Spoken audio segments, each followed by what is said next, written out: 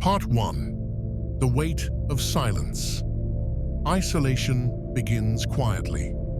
It doesn't announce itself with loneliness or despair. It seeps in through the pauses between messages, the empty rooms, the days that start to blend into each other. At first, it feels peaceful, freedom disguised as stillness. But with time, that silence starts to echo. The same walls that once protected you begin to feel like they're closing in. The psychology of isolation runs deeper than most realize. Our minds are built for connection.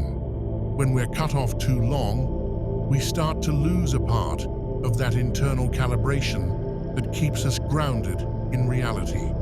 Thoughts grow louder, memories distort, and emotions begin to loop. The longer we're alone, the harder it becomes to tell what's real and what's imagined. But solitude and isolation aren't the same. Solitude is chosen. It restores. Isolation is imposed. It erodes. When solitude becomes isolation, the body reacts like it's under threat. Stress hormones rise, sleep breaks, our sense of time dissolves. It's not weakness, it's biology. The brain, deprived of social rhythm, starts searching for meaning in the silence. Still, there's light hidden in that darkness. Isolation, when faced consciously, can reveal the places inside us that connection used to distract from. It strips away the noise long enough to show us who we've become when no one's watching. That clarity, though painful, is powerful. It's the starting point of transformation. If you've been alone too long, remember this. The mind adapts to silence, but it doesn't have to drown in it. Structure creates safety. Small, intentional rituals, morning light, a walk outside, journaling, act as psychological anchors.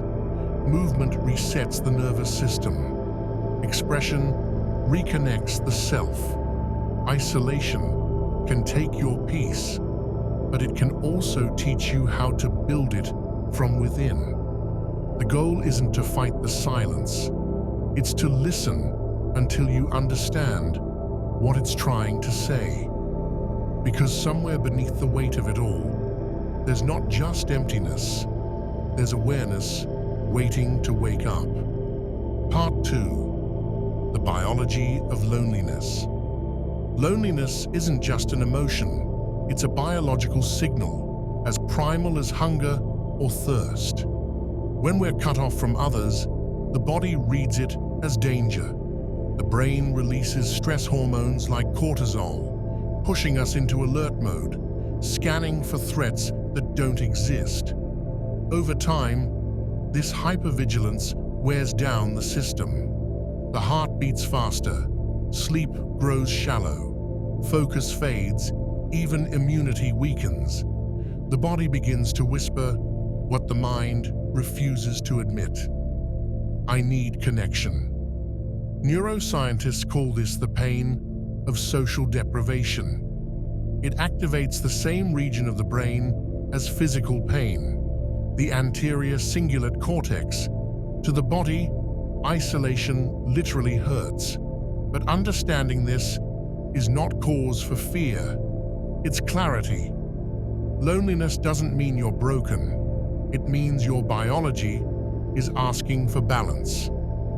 The antidote isn't endless socializing or constant distraction. It's reconnection. First with yourself, then with others. When isolation stretches too long, our sense of self can fracture. We start believing that we are our solitude, that no one would understand, that distance is safer than disappointment.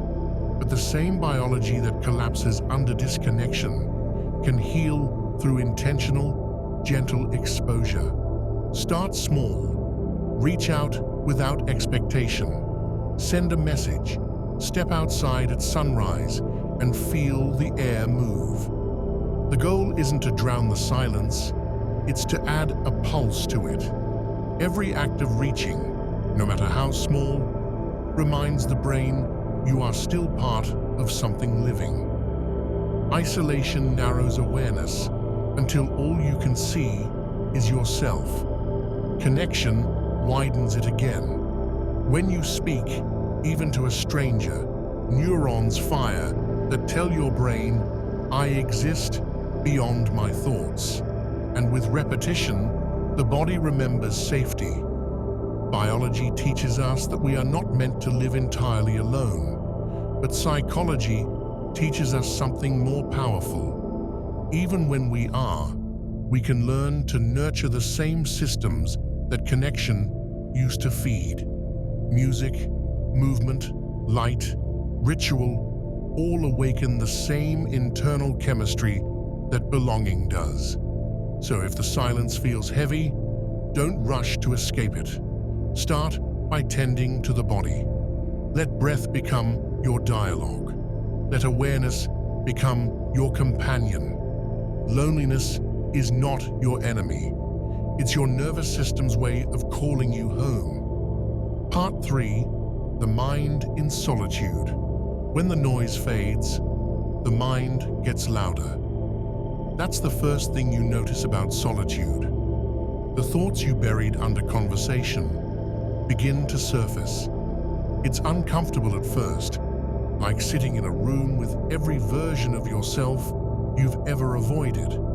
But this is where isolation becomes something more than emptiness. It becomes a mirror. In solitude, the mind shifts from reacting to reflecting. Psychologists call this activation of the default mode network, the system responsible for introspection, imagination, and meaning-making. It's the same part of the brain that lights up when you daydream or revisit memories. When you're alone long enough, that network deepens its pathways.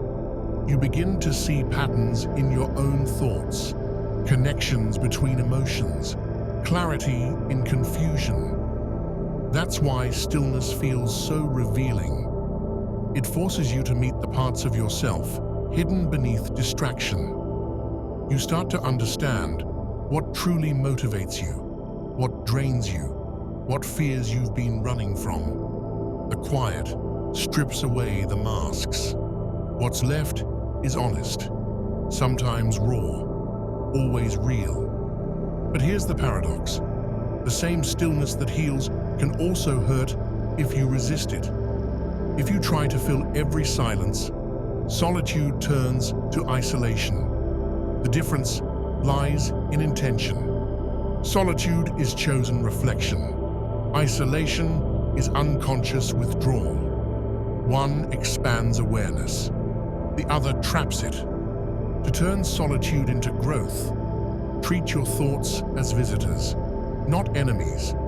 Let them speak, but don't let them stay. Observe them without judgment.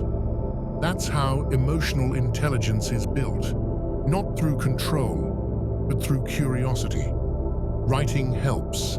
So does movement. Anything that allows the inner world to express itself safely. A journal, a walk, a quiet cup of coffee at sunrise. Each moment of presence reminds your mind that stillness isn't punishment, it's space. The more you learn to listen without reacting, the more peace replaces panic. The mind becomes an ally instead of an adversary.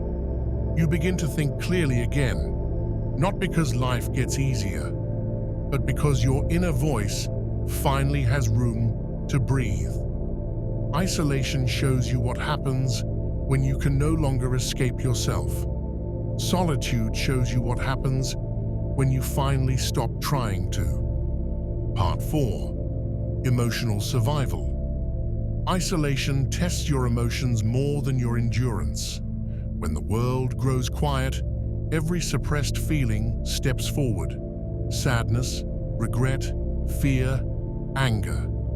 Alone, there's no one left to distract you from yourself. That's why solitude can feel heavy at first. It exposes what connection used to hide. The key to surviving isolation isn't escape, it's regulation. When you can't control your environment, you learn to control your state. The nervous system runs on rhythm. It needs routine, movement, light. Without them, emotions spiral. That's why even the smallest structure, waking up at the same time, journaling, stepping outside, restores balance. It reminds the body of continuity, of time, of purpose. Psychologists call this self-regulation, the ability to stabilize emotions without external reassurance. It's a skill most people never have to master until isolation demands it. Breathing becomes therapy. Reflection becomes dialogue. Stillness becomes medicine. The act of simply noticing your feelings without judgment rewires the mind to trust itself again. When emotion floods the system, grounding pulls you back. Touch something real. The texture of your desk, the feel of your heartbeat. Anchor yourself in the moment. The mind calms when the body feels safe. But emotional survival isn't just about managing pain. It's about transforming it. Every wave of discomfort is information, your body's way of showing you where healing needs to begin. Anxiety signals overstimulation. Sadness asks for rest. Anger demands boundaries. These emotions aren't enemies, they're messengers. Isolation gives you the silence to finally hear them. With time, you learn that peace isn't the absence of emotion. It's the ability to navigate it. You stop fearing your inner storms because you realize you've survived all of them before. The heart steadies, the mind clears, and from that stillness, strength grows. Emotional survival in isolation isn't about suppressing the noise inside. It's about understanding it until it softens into signal, one that guides you, not breaks you. Part 5. The shadow of isolation. There's a point where silence stops being peace and starts becoming distance. What once felt like rest begins to feel like withdrawal. This is the shadow of isolation, when solitude, if left unchecked, turns from healing into hiding. Psychologists call it pseudo-solitude, when being alone is no longer a choice, but a shield. You tell yourself you're protecting your peace, but what you're really protecting is pain. The longer you stay there, the more silence stops nurturing you and starts numbing you. Days lose their edges, time dissolves. Life becomes something you observe rather than live. The danger lies in confusion. You start mistaking emotional safety for emotional avoidance. You stop reaching out because it feels easier not to. But every wall you build to keep out chaos also keeps out connection. And the same silence that once calmed you becomes a cage. The first step back is awareness. Ask yourself, am I recharging or am I retreating? One restores energy, the other drains it quietly. The difference is intention. True solitude leaves you clearer and lighter. Isolation leaves you heavy and numb. When you begin to notice that stillness feels less like presence and more like paralysis, it's time to move. Not necessarily toward people, but toward life. Walk, create, speak. Let sound re-enter your world in any form. Even a single act of engagement breaks the loop. Healing through isolation isn't about building higher walls. It's about finding doors, small openings that let light back in. A conversation, a project, a moment outside your own thoughts. The shadow of isolation dissolves when you reconnect with movement, meaning, and purpose. It's not about abandoning solitude, but balancing it, learning when to listen inward and when to return outward. If solitude taught you how to hear yourself, connection teaches you how to use your voice again. And when those two meet, reflection and expression, silence becomes strength, not confinement. Part 6. Reconnection and Renewal. When isolation runs its course, something begins to stir. The quiet desire to return, not to noise or chaos, but to life.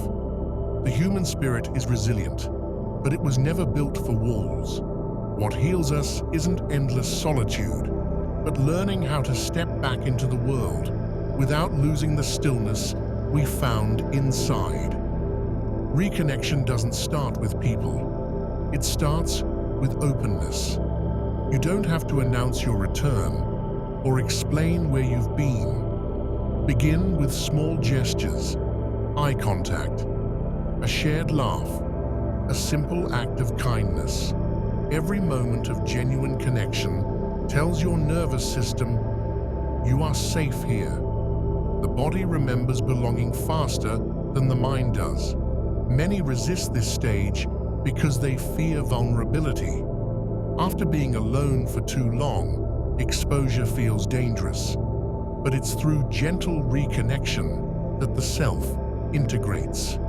Psychology calls this emotional reintegration, the process of merging inner peace with outer presence. You take the calm you built in solitude and bring it into motion, testing it against real life. Start by rebuilding through authenticity, not performance. Don't rush to be social. Be sincere. Choose people who match your peace, not your past.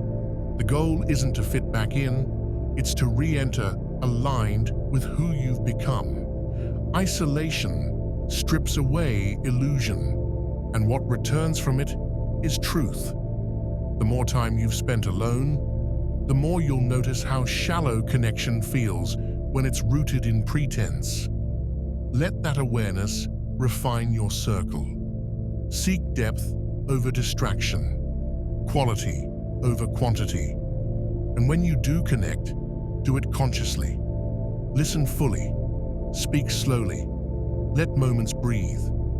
Presence itself is a form of love. And when you bring your whole self into connection, you remind others it's safe to do the same. Reconnection is not a rejection of solitude, it's its fulfillment. You're not abandoning your peace, you're expanding it. The stillness you found in isolation becomes the foundation that steadies you among others. You survived the silence. Now use it to move through the world differently, softer, wiser, and more awake. Part 7. Meaning in the quiet. When the world goes silent, meaning becomes harder to find. But that's also when it reveals itself most honestly. Without noise, achievements, or validation, you begin to see what remains when everything external fades. Isolation strips away the unnecessary until only truth is left. In that space, you start to notice the small things that never demanded attention. The sound of your breath, the weight of sunlight, the way time slows when you stop chasing it. It's humbling, and at first, unsettling, to realize how much of life you've missed while being busy surviving it. But beneath that discomfort lies something sacred: presence. Psychologists call this existential integration, the process of realigning with meaning after loss or detachment. It's not found in grand answers, but in small consistencies. Cooking your own meal, writing down thoughts, watering plants. The repetition of care teaches the mind that life is still here, still responding, still worth engaging. When isolation becomes reflection, it invites questions we usually avoid. What actually fulfills me? What am I running from? Who am I without an audience? These questions aren't meant to wound, they're meant to wake. Because purpose doesn't come from achievement, it comes from attention. If solitude has taught you anything, it's that peace doesn't need proof. You don't have to earn stillness. You simply have to allow it. The more you learn to sit in quiet without needing to fill it, the more meaning takes shape on its own. You start to feel guided again, not by noise, but by intuition. And when you reconnect with that inner compass, even isolation starts to feel less like exile and more like pilgrimage, a journey inward to retrieve what the world made you forget. Meaning doesn't vanish in silence. It matures there.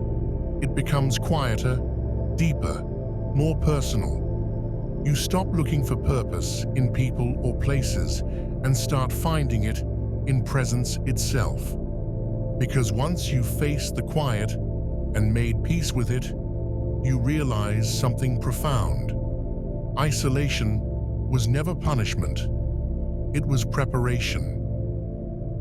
Part 8. The Return to Self. When the silence has done its work, something inside you changes.